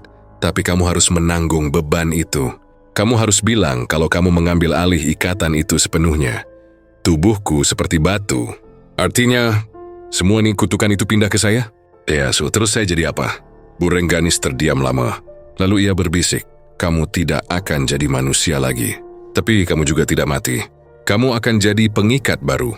Satu-satunya yang memutus rantai kematian keturunanmu. Aku merasa dadaku sesak. Bu, itu bukan menolong. Itu bunuh diri pelan-pelan. Kalau kamu tidak lakukan, kamu mati malam besok. Keluargamu yang selanjutnya juga mati satu persatu. Pilihanmu hanya dua, nak. Aku berdiri. Ruangan ini berputar. Nafasku tidak teratur. Pilihan pertama, mati besok malam. Pilihan kedua, hidup tapi bukan sebagai manusia. Dan entah bagaimana, langkah-langkah terseret itu mulai terdengar lagi. Dari luar rumah, seret. Seret. Seret. Bu Rengganis menggenggam tanganku. Dia sudah dekat. Besok malam kamu harus siap. Kamu harus panggil Mawang Tamsi. Kamu harus bicara padanya. Tapi bagaimana caranya? Bu Rengganis memejamkan mata lalu berkata pelan. Kamu harus memakai kendit itu. Aku menatapnya, tidak percaya. Yang Bu maksud, kain itu? Kain yang nempel ke sosok itu. Ya, kamu harus memakainya di perutmu. Kain itu akan memanggil Mawang Tamsi. Tapi ingat, sekali kamu pakai, kamu tidak bisa lari lagi. Aku menelan ludah, dada terasa berat seperti ada batu besar di dalamnya. Di luar rumah, suara seretan berhenti tepat di depan pintu. Lalu terdengar suara napas itu lagi. Masih berat, masih dalam. Keturunannya, suara itu berbisik. Sudah hampir jadi milikku. Aku memejamkan mata. Dunia terasa mengecil, dan aku sadar, besok malam jam 21 lewat, aku harus memilih lebih cepat dari maut yang mengejar. Pilihan yang mungkin menyelamatkanku, atau menghancurkan semuanya. Pada malam itu, 1 jam sebelum ulang tahunku, waktu terasa seperti menetes pelan, terlalu pelan, seperti tahu bahwa setiap detiknya sedang membawa sesuatu yang besar. Rumah kakek sunyi, bahkan genteng tidak berderit, tikus pun tidak berani berlari. Lampu di dapur berkedip sebentar, lalu stabil, tapi cahayanya terasa lebih dingin dari biasanya. Kakek memanggilku dengan suara yang hampir tidak terdengar. Raffi, hendak merana sebentar. Aku mengikuti beliau masuk ke dapur, dan di sana, di meja kayu yang sudah tua, tergeletak kain putih yang sama persis seperti yang muncul di mimpiku. Kusut, tipis, tapi seperti menyimpan berat puluhan tahun. Kain itu tampak seperti benda biasa, tapi hawa di sekelilingnya membuat udara terasa lebih padat, seolah ruangan menahan napas. Kakek menatap kain itu lama. Tatapannya bukan hanya takut, tapi seperti seseorang yang akhirnya berhadapan dengan kesalahan yang sudah lama ingin diakui. Tahu tidak, nak, kakek menghela napas panjang. Napas yang terdengar seperti mengeluarkan seluruh beban hidupnya. Seharusnya aku yang bayar. Seharusnya sejak dulu, bukan kamu, bukan ayahmu, bukan paman-pamamu. Aku menatap wajah beliau dan aku terdiam. Ada raut yang tidak pernah kulihat sebelumnya. Bukan hanya sedih, bukan hanya penyesalan. Ada rasa kalah yang mendalam. Rasa yang hanya muncul dari seseorang yang terlalu lama bersembunyi dari takdirnya. Kakek bicara apa? Gumamku pelan, meski aku sudah mulai mengerti arahnya. Kakek menyentuh kain kendit itu dengan ujung jarinya. Jemarinya bergetar. Ilmu ini, janji ini, semua dimulai dari kakek buyutmu. Mawang Tamsi meminta yang tidak masuk akal. Dan keturunan kita membayar dengan nyawa muda. Aku tahu sejak aku masih seumur kamu. Tapi aku tidak berani, aku menelan ludah. Kata tidak berani yang keluar dari kakek terasa seperti pengakuan yang berat sekali. Beliau melanjutkan, seharusnya aku yang memutuskan semuanya waktu aku menginjak 21. Tapi aku memilih mundur. Aku memilih hidup dan membiarkan generasi setelahku menanggungnya. Wajahnya tiba-tiba basah. Bukan hanya air mata, tapi seperti air yang keluar dari pori-porinya, seolah tubuhnya sendiri mengekspresikan rasa bersalah yang sudah memendam lama. Kakek mengangkat pisau kecil dari laci dapur. Bukan pisau besar, hanya pisau tipis yang biasa dipakai untuk mengupas mangga. Tapi cahaya lampu memantul di ujungnya, seperti benda itu tiba-tiba punya arti besar. Aku langsung mundur setengah langkah. "Kakek, panjenengan mau apa?" Kakek tidak menjawab. Beliau mengangkat kausnya pelan, memperlihatkan perutnya yang kurus, kulitnya longgar, dengan garis-garis usia. Lalu tanpa ragu, beliau menggambar lingkaran tipis dengan pisau itu. Bukan menusuk dalam, hanya menggores kulit luar.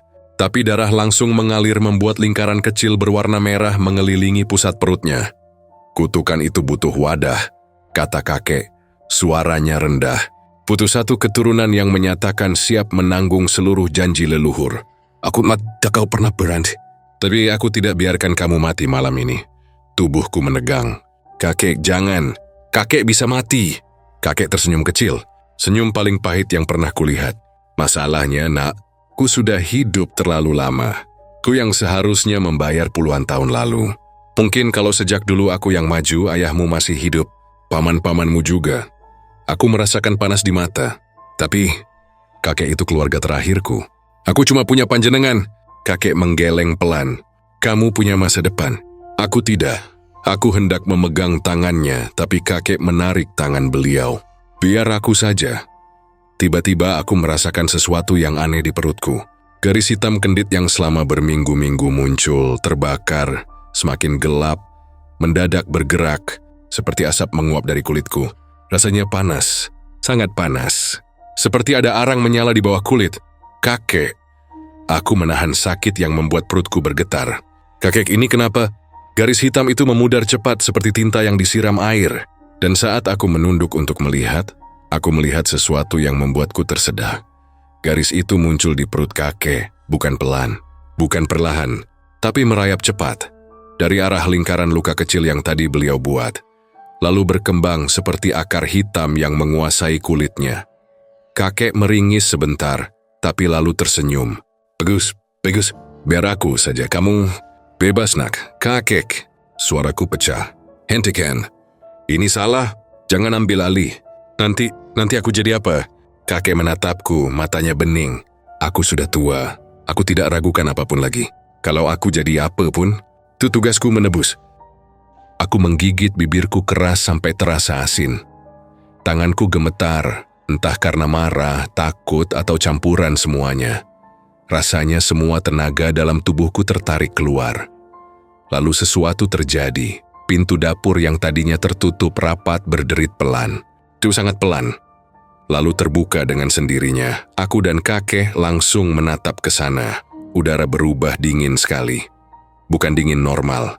Dingin seperti dari dalam sumur lama, atau dari celah tanah yang tidak pernah dijamah cahaya.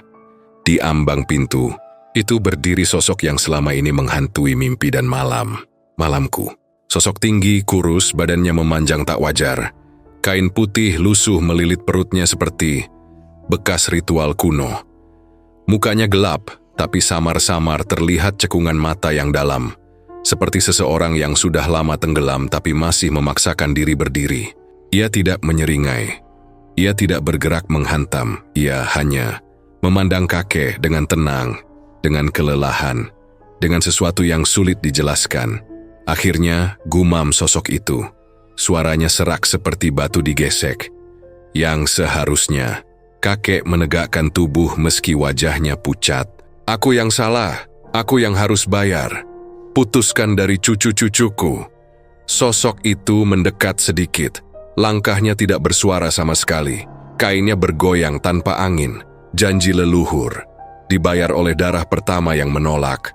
Kamu menolak 4 generasi. Nada suaranya tidak marah, tapi seperti mencatat fakta yang sudah lama tertulis. Kakek menunduk. "Aku tahu. Aku menyesal." Sosok itu mengangkat tangan kurusnya. Dari bawah lengannya keluar garis hitam tipis, seperti tali asap. Garis Itu melayang ke arah perut kakek dan berhenti tepat di atas lingkaran luka kecil itu. Lalu dalam sekejap garis hitam di perut kakek menghilang. Benar-benar hilang seperti tidak pernah ada. Sosok itu memiringkan kepalanya. Tukar selesai, lalu ia membungkuk. Seperti membungkuk hormat, membungkuk pada kakekku. Dan dalam sekejap, yang hampir tidak sempat kutangkap oleh mataku, sosok itu memudar. Seperti pencahayaan yang diredupkan, lalu hilang sepenuhnya. Tanpa suara, tanpa jejak. Kain kendit yang tadi ada di meja jatuh perlahan, melayang seperti sehelai daun mati, dan menghilang seperti debu yang terserap udara. Aku langsung berlari memeluk kakek. Kakek baik-baik saja?" Kakek tersenyum tipis sebelum tubuhnya ambruk. Aku menangkapnya cepat, panik setengah mati. Kulitnya dingin, tapi masih ada napas. Aku berteriak memanggil beliau, tapi kakek sudah tidak sadar. Namun satu hal penting, beliau masih hidup. Jantungnya masih berdetak. Aku mengguncang tubuhnya sambil menangis campur aduk. "Kakek, jangan tinggal aku. Tolong jangan tinggal aku lagi. Aku tidak peduli kalau suaraku pecah. Aku tidak peduli kalau aku terlihat lemah." Kakek membuka mata pelan, sangat pelan, lalu tersenyum. "Nak," suaranya sangat tipis. "Kamu sekarang aman." Aku menggeleng cepat, tapi kakek tenang. Ia memejamkan mata sebentar. "Aku tidak mati, tapi aku kosong. Kutukan itu sudah lewat, dan aku masih manusia." Aku memeluk beliau. "Kakek jangan ngomong aneh. Kita ke dokter. Kita cari bantuan." Kakek menepuk pelan punggungku. "Boleh, tapi ingat, mulai malam ini, garis itu tidak akan kembali padamu. Kamu sudah bebas." Aku terdiam. Untuk pertama kalinya dalam berminggu-minggu, perutku terasa ringan. Tidak ada panas. Tidak ada garis yang membara. Tidak ada tekanan tak kasat mata dan di luar rumah. Tidak ada suara seritan. Tidak ada napas berat, hening. Hening biasa. Hening yang normal. Hening yang manusiawi. Namun justru di dalam hening itu, ku merasakan sesuatu berubah. Sesuatu yang tidak langsung kutangkap. Sesuatu yang baru dimulai. Karena ketika aku membantu kakek berdiri, aku melihat sesuatu yang membuatku merinding perlahan. Bayangan kakek di dinding. Tidak bergerak sama dengan tubuhnya. Saat kakek duduk, bayangannya sempat tetap berdiri setengah detik lebih lama, lalu baru ikut turun. Aku menahan napas. Kakek tidak sadar. Aku pura-pura tidak melihat.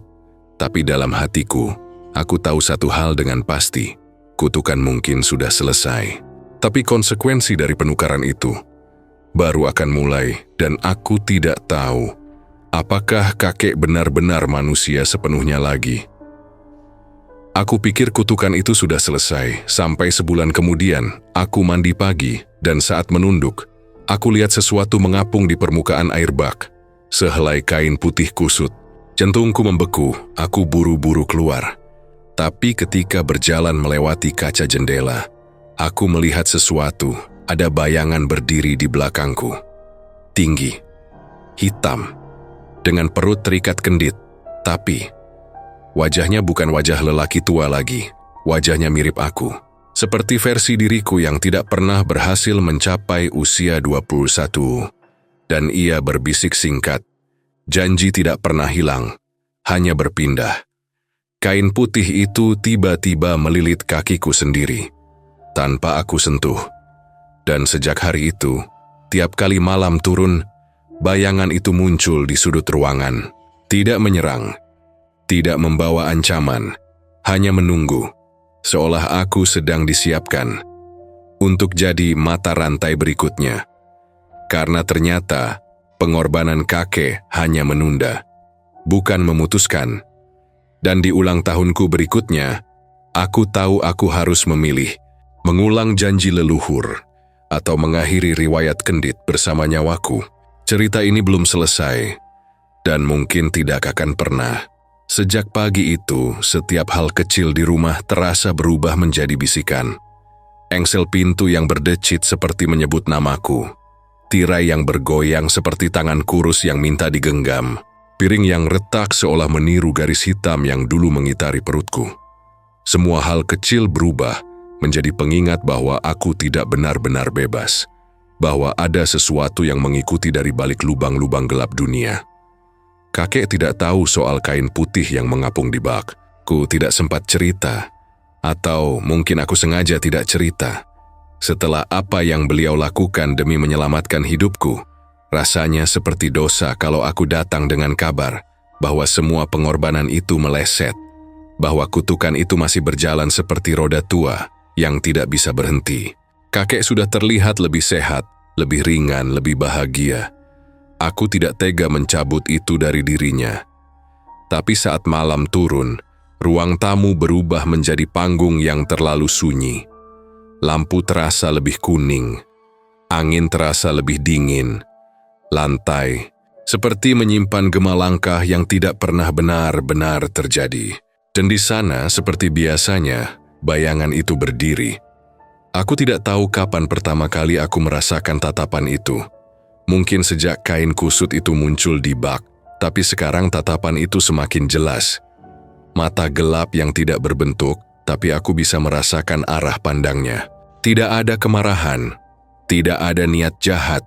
Justru sebaliknya, ada rasa menunggu, seperti orang tua yang duduk di beranda menunggu anak yang pulang terlambat. Malam ketiga setelah kejadian mandi itu, bayangan itu lebih dekat. Bukan hanya di sudut ruangan, tetapi sudah menempel pada dinding kamar, tepat di samping lemari kayu. Ketika aku menutup mata, aku bisa merasakan geraknya. Bukan langkah, tapi seperti gesekan kain panjang yang terseret pelan. Aku sampai tidak berani tidur. Setiap kali aku memaksa memejamkan mata, selalu ada satu kalimat yang terngiang, suara yang sama dengan yang muncul di cermin. Janji tidak pernah hilang. Aku mulai bertanya pada diri sendiri, apa sebenarnya janji itu? Ilmu leluhur, pamor, perlindungan, kutukan? Kakek pernah bilang kalau Moang Tamsi, leluhur kami, memakai ilmu kendit untuk dihormati, untuk umur panjang. Tapi, makin kupikirkan, makin terasa ada yang janggal. Bagaimana mungkin sebuah ilmu yang membuat seseorang dihormati harus dibayar dengan nyawa keturunan? Kenapa bukan Moang Tamsi sendiri yang membayar? Kenapa harus darahnya turun-temurun? Suatu malam, rasa penasaranku lebih kuat daripada ketakutanku. Ketika bayangan itu muncul seperti biasa, aku nekat bicara. Apa yang kamu mau dariku? Suaraku pecah, seperti retakan tembok tua. Bayangan itu tidak menjawab, tapi tubuhnya bergerak sedikit, seperti mencondongkan bahu. Kain di perutnya mengencang, berdenyut seperti urat hidup. Apa kamu aku? Tanyaku lagi. Kali ini ada suara lirih bukan dari mulutnya, tapi dari ruang di sekitarku. Seperti angin yang memaksa diri menjadi kata-kata. Bukan kamu, bukan juga bukan kamu. Kalimat itu membuat bulu kudukku berdiri. Aku tidak tahu maksudnya. Tapi sebelum aku sempat mencerna, bayangan itu bergerak ke arah pintu kamar. Lalu menghilang keluar rumah seperti asap yang mengikuti arah angin. Sejak malam itu, ada satu perubahan besar. Bayangan itu tidak lagi muncul diam-diam. Sekarang ia selalu muncul sebelum aku pergi tidur, berdiri tanpa bergerak seakan ingin memastikan aku melihatnya. Dan tiap kali aku memalingkan wajah, selalu ada jejak baru. Kain kusut di bawah tempat tidur, garis debu membentuk lingkaran di lantai, atau suara napas yang tidak berasal dariku atau kakek. Suatu siang, ketika kakek tidur di ruang depan, aku memberanikan diri pergi ke rumah Bu Rengganis lagi. Rumah itu masih sama, gelap, bau bawang hangus, udara lembab seperti tanah setelah hujan. Begitu aku masuk, Bu Rengganis memandangku dengan mata yang langsung tampak tahu. Kain itu sudah muncul lagi, kan? Dulik bihanyus manenganggo. Dan dia sudah mengambil wujudmu. Aku ingin bilang bahwa itu tidak mungkin, tapi Bu Rengganis lebih cepat. Itu yang paling berbahaya. Bila ia mengambil wajahmu, itu artinya ia sedang mencari tempat baru. Tidak harus kamu, tapi seseorang dengan darah yang sama. Aku merasa seperti ditampar. Kakek? Bu Rengganis menggeleng.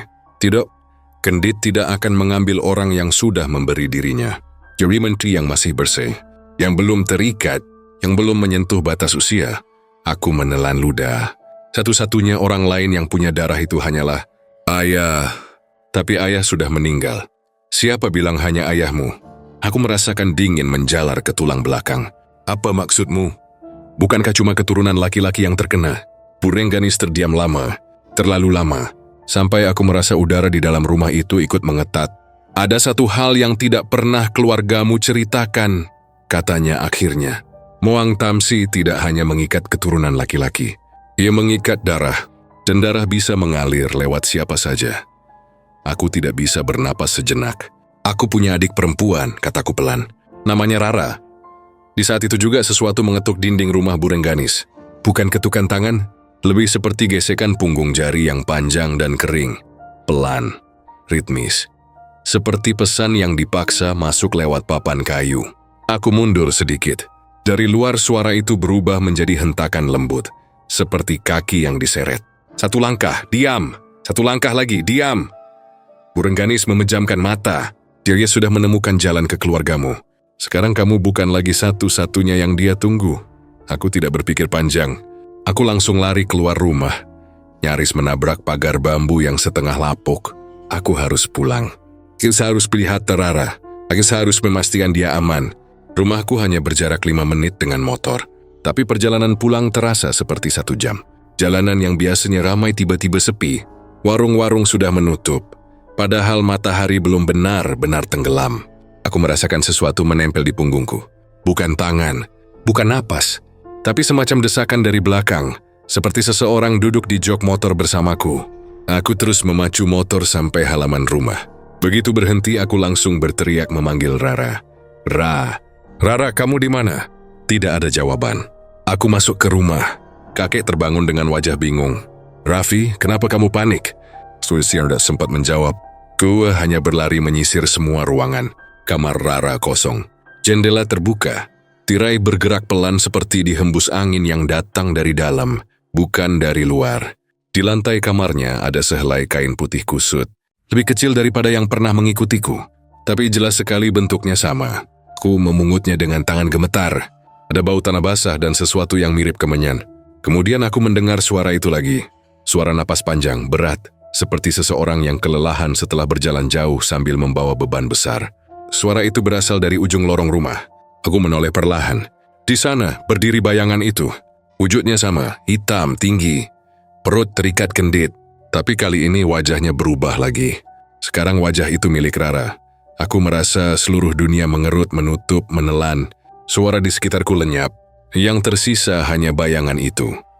Berdiri sunyi dengan wajah adikku, yang tampak pucat seperti seseorang yang dipaksa bangun dari tidur panjang. Apa yang kamu lakukan? Suaraku patah dan hampir tidak terdengar. Bayangan itu tidak menjawab, namun kepalanya menunduk sedikit, seperti seseorang yang meminta maaf, tapi tidak bisa menolak tugasnya. Aku maju 1 langkah, tubuhku gemetar. Lepaskan dia. Ambil aku saja. Ketika aku mengucapkan itu, angin di dalam rumah berubah. Udara menjadi berat. Lampu berkedip. Lantai seperti merespons kata-kataku. Menegang di bawah telapak kaki. Bayangan itu mengangkat kepalanya. Wajah Rara memucat menjadi abu-abu. Lalu ia berbisik. Dengan suara yang seperti 2 orang bicara dalam satu tubuh. Bukan kamu yang dipilih. Aku hampir jatuh. Kenapa? Aku keturunan laki-laki. Aku yang nyaris mati. Aku yang... Kamu sudah diberi hidup, suara itu menjawab pelan. Janji harus mencari darah yang belum menerima apa-apa. Aku tidak mengerti. Tidak bisa mengerti. Tubuhku gemetar seperti ditahan badai dari dalam. Rara masih kecil, kataku tercekik. Dia tidak tahu apa-apa. Dia bahkan tidak tahu soal kendit. Itu sebabnya, jawab bayangan itu, dia yang paling bersih. Aku merasa dunia runtuh, hancur. Tidak ada tempat berpijak lagi. Ku ingin berteriak, tapi suaraku tercekik di tenggorokan. Di belakangku, kakek berdiri dengan wajah pucat. Beliau melihat bayangan itu dan lututnya langsung goyah. Rafik, suara kakek pecah. Iki ora besik. Iki wes metu saka aturan. Aku tidak mengerti apa maksud kakek, tapi beliau melanjutkan. Kendit tidak boleh mengambil anak kecil. Ini bukan ilmu lagi. Ini sudah jadi kelaparan. Bayangan itu bergerak sedikit seperti marah, tapi sebelum bisa mendekat, kakek berdiri di hadapanku. Tubuhnya ringkih, napasnya pendek, namun sorot matanya keras seperti batu karang tua. Kalau kamu mau darah keluarga ini, kamu ambil aku saja. Nyawaku masih ada. Ku belum bayar semuanya. Bayangan itu diam lama, sangat lama, lalu satu gerakan kecil muncul. Kepala yang menunduk sedikit, seperti mengingat sesuatu yang penting. Kamu sudah memberi, janji yang lain harus berjalan. Kakek seperti dihempas. Beliau mundur satu langkah, memegang dada, wajahnya pias. Aku melihat bayangan itu mendekat ke arah kamar Rara. Gerakannya pelan, tapi pasti. Seperti seseorang yang mengikuti jalur yang sudah ditentukan sejak ratusan tahun lalu. Aku tidak bisa membiarkannya. Aku berlari, menabrak bayangan itu dengan seluruh tenaga. Tubuhku menembus sesuatu yang dingin dan basah, seperti melewati kabut yang hidup. Aku jatuh ke lantai. Bayangan itu tidak bergeser sedikit pun. Kakek berteriak namaku, tapi suaranya berhenti mendadak, seperti dicekik oleh udara itu sendiri. Bayangan itu berdiri di ambang pintu kamar Rara. Dan saat ia melangkah masuk, aku mendengar suara paling lembut, paling halus, namun paling menghancurkan yang pernah kudengar. Suara Rara. "Kak, tolong." Aku memaksa berdiri walau lututku nyaris patah. Tapi saat aku mulai maju, kain putih yang tadi ada di lantai tiba-tiba melilit pergelangan tanganku sendiri, seperti hidup. Pengencang kuat menahan gerakanku. Aku berusaha melepaskan diri. Kain itu semakin kuat. Aku terjatuh. Napasku serak. Bayangan itu menoleh sekali lagi ke arahku. Wajah Rara di sana tidak sedang merintih, tidak sedang ketakutan, justru datar, kosong, seperti wajah seseorang yang baru diberi tugas baru. "Janji tidak hilang," katanya pelan. "Janji hanya mencari tempat lain." Lalu pintu kamar tertutup pelan, dan seluruh rumah tenggelam dalam keheningan yang tidak wajar. Aku menarik napas yang terasa seperti duri. Kain putih yang melilit tanganku terlepas perlahan, jatuh ke lantai seperti tidak pernah hidup. Aku berdiri dengan susah payah dan membuka pintu kamar itu. Kosong, tidak ada bayangan, tidak ada kain, tidak ada Rara. Yang tersisa hanya satu lingkaran tipis di lantai, terbentuk dari debu dan tanah basah. Lingkaran Candid. Sejak malam itu, aku tidak pernah melihat adikku lagi. Tidak ada jejak, tidak ada suara, tidak ada mimpi yang membawanya kembali. Hanya lingkaran itu yang setiap malam muncul lagi di tempat berbeda. Ruang tamu, dapur, kamar mandi. Kadang aku mendengarnya tertawa kecil dari ujung lorong. Kadang aku mendengar langkahnya, pelan seperti anak kecil belajar berjalan lagi. Dan kadang, dalam momen paling sepi, aku melihat bayangan kecil berdiri di sudut ruangan. Perutnya terikat kendit, wajahnya Rara, tapi matanya adalah mataku sendiri.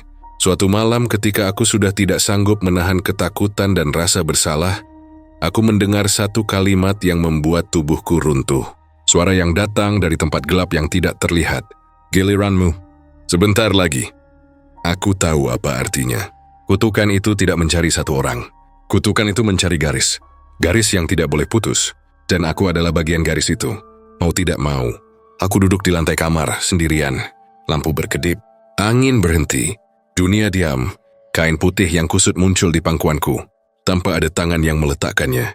Dan aku tahu, untuk pertama kalinya sejak semua ini dimulai, bahwa kakek tidak benar-benar menyelamatkanku. Beliau hanya memberiku waktu yang sekarang tinggal sedikit, sangat sedikit. Aku menutup mata. Di tempat gelap di balik kelopak mata, aku melihat Rara berdiri memandangku. Tidak tersenyum, tidak menangis, hanya menunggu. Dan aku mengerti, cerita ini belum selesai, dan mungkin tidak akan pernah.